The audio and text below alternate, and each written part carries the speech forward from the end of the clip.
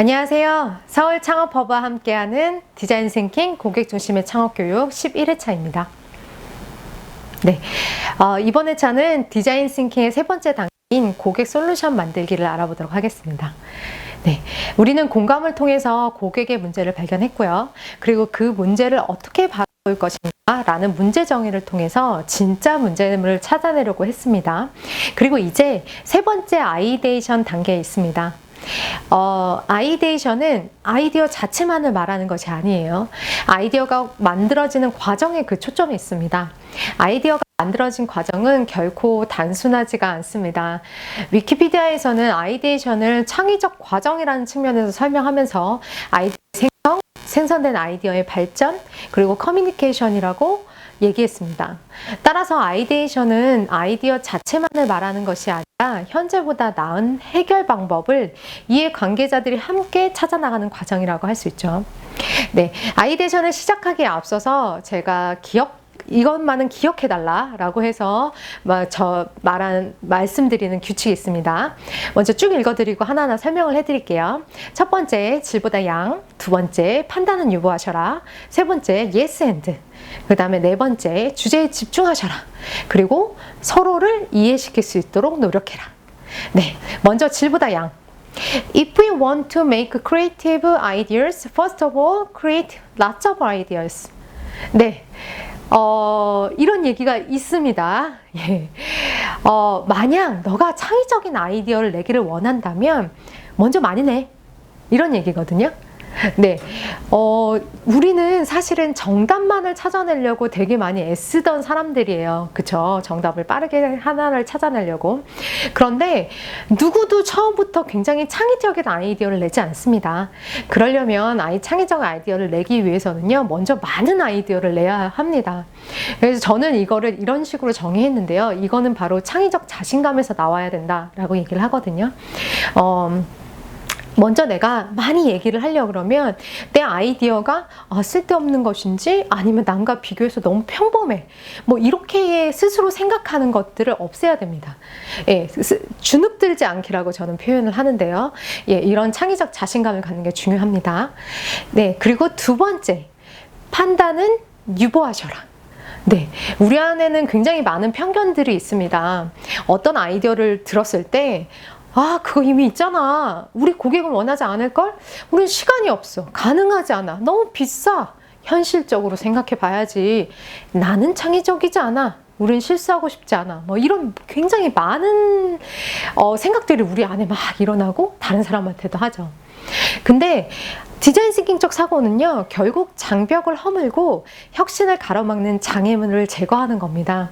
그러니까 어떤 생각이 일어나더라도 나에 대해서도 판단은 유보하시고 다른 사람에 대해서도 판단은 유보하셔라. 그 다음에 세 번째, yes and 하셔라. 네, 그 그림이 나오죠. 예, 한번 해보세요. 실제로 마주보고 서로 1분 정도 얘기를 해보시는 겁니다. 한 사람은 얘기했을 때 계속 yes and를 하시면서 아이디어를 추가하시고 그 다음에 1분 동안은 먼저 얘기하시면 그 다음에 yes but 하면서 계속 반대되는 얘기를 해주시면 돼요. 네, 그리고 그게 끝나고 난 후 생각이 얼마나 발전했나, 우리가 처음 했던 것보다. 그 다음에 우리가 이 회의가 끝나고 난 후 남은 에너지는 어떤가 서로 한번 비교를 한번 해보세요. 네, 당연히 yes and 쪽이 훨씬 더 많은 발전을 하고 많은 에너지가 남아 있을 거예요. 그런데 우리는 생각을 이렇게 수렴할 때는 사실 yes but도 필요합니다. 그러니까 기준을 정하고요. 기준을 정하고 이거는 이래서 우리 기준에 안 맞고 이런 부분들이 분명 필요하죠. 근데 아이데이션 단계에서는, 아이데이션을 처음 발산하는 생산의 단계에서는요, yes and를 한번 해주세요. 빼기 말고 더하기를 해주시는 겁니다. 네. 그리고 그 다음은 주제에 집중하셔라. 아이데이션을 하다 보면 활발한 분위기가 되기도 하고요. 그 다음에 뭔가 yes and를 하라 그랬으니까 막 받아들이는 분위기가 됩니다. 그런데 이게 산으로 가지 않도록 주의해 주셔야 돼요. 네, 그래서 우리가 이번에 결정할 거가 무엇인지, 혹은 우리가 아이디어를 낼 건 무엇인지 주제와 목적을 크게 한번 써놔보세요. 그리고 마지막이요. 서로를 이해시킬 수 있도록 노력해야 돼요. 이거 당연히 서로 이해시키려고 말하는 거 아니에요? 얘기하시겠지만 사실 잘 그렇지가 않습니다. 자세히 관찰해 보면 내 말을 먼저 하죠. 그런데 다른 사람의 말에 귀도 기울여 주시고요. 그 다음에 나는 계속 같은 걸 설명하는데 제가 이해를 못하는 것 같아 라고 얘기를 했을 때 제 잘못이 아니라요. 이거를 이해시키려는 노력을 한번 해봐 주세요. 그 사람이 알아들을 수 있는 단어로 얘기하던가 아니면 시각적으로 표현해 주시는 거예요. 포스트잇을 사용한다던가 그림으로 표현한다던가 라는 식으로요. 그래서 서로를 이해시킬 수 있도록 노력할 때 아이데이션이 잘 되실 겁니다. 네. 그리고 이런 우리가 규칙을 서로 정했으면 이제 상상력을 서로 자극을 한번 해주셔야 되는데, 첫 번째 방법은 HMW라는 게 있습니다. 이건 뭐냐면 How might we? 라는 건데요. 직역하자면 어떻게 하면 우리가 뭐뭐 할 수 있을까? 라는 뜻이죠.